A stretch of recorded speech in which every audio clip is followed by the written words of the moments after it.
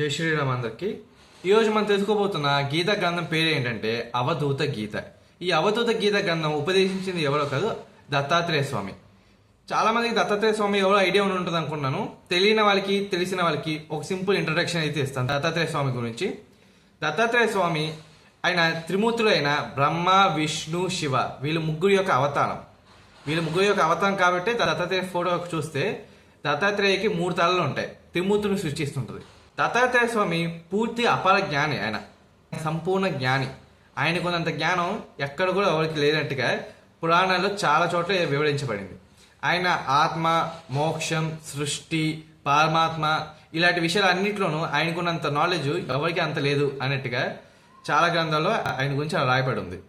ఆయన ఎంత గొప్ప జ్ఞాని అని మీకు సింపుల్ చెప్పాలంటే, కార్తవీర్యార్జునుడు, పరశురాముడు, ఇంకా మరికొన్ని పురాణాలు మరికొన్ని చోట్ల అయితే సుబ్రహ్మణ్య స్వామి కూడా ఆయన జ్ఞానబోధన చేసేనట్టుగా కొన్ని గ్రంథాల చోట్ల రాయబడి ఉంది. కొంతమంది ప్రచారం అలాగే చేస్తున్నారు. సాధారణంగా గీతా గ్రంథం అంటే ఎగ్జాంపుల్గా భగవద్గీత లాగా కృష్ణుడికి అర్జునుడికి జరిగిన సంవాదమే ఈ భగవద్గీత.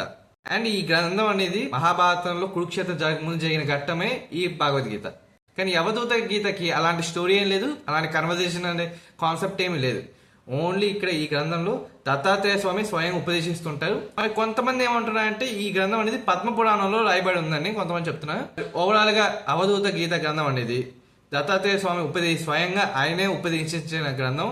మొత్తం ఈ అవధూత గీతలో 289 శ్లోకాలు అయితే ఉంటాయి. మొత్తం దత్తాత్రేయ స్వామి ఆయన ఉపదేశాలు ఉంటాయి అన్ని శ్లోకాల్లో కూడా.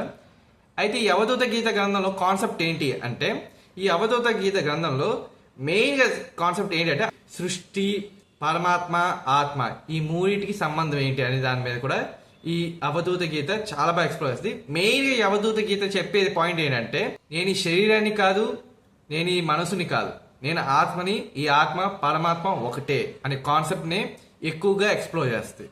అయితే ఇప్పుడున్న ఈ అవధూత గీత గ్రంథాన్ని ఎక్కడ చదవాలి, ఎక్కడ దొరుకుద్ది అంటే, తెలుగు వర్జన్ అయితే నాకు తెలియట్లేదు, కానీ ఇంగ్లీష్ లో మాత్రం అవధూత గీత గ్రంథం చాలా తక్కువ రేట్లో అన్ని చోట్ల దొరికేలాగా ఆథెంటిక్ గ్రంథం అయితే ఎక్కడ దొరుకుతుందో నాకైతే తెలిసింది. అది ఎక్కడో కాదు, రామకృష్ణ మఠంలో అయితే ఈ అవధూత గీత గ్రంథం మీకు దొరుకుద్ది. ఇంగ్లీష్ భాషలో ఈ పుస్తకం దొరుకుద్ది. ఇంగ్లీష్ కూడా చాలా సింపుల్ గా బాగానే రాశారు. ఆ గ్రంథం ఎలా ఉంటుందో కూడా మీకు ఇప్పుడే చూపిస్తాను. ఇదే ఆ గ్రంథం అవధూత గీత. ఇది 80 రూపీస్ రామకృష్ణ మఠంలో. సో తప్పనిసరిగా మీరు ఎవరైనా అద్వైత సిద్ధాంతాన్ని పూర్తిగా అర్థం చేసుకోవాలనుకున్న వాళ్ళు, ఆధ్యాత్మికంగా స్పిరిచువల్ గా ముందుకెళ్ళాలనుకున్న వాళ్ళు ఈ అవధూత గీత గ్రంథాన్ని తప్పనిసరి చదవండి. ఈ అవధూత గీత గ్రంథం అందరూ చదవాలని కోరుకుంటూ నేను మీకు ఈ వీడియో చేస్తున్నాను అనమాట. మరో గీత గ్రంథం గురించి మరో వీడియో కలుద్దాం. జై శ్రీరామ్.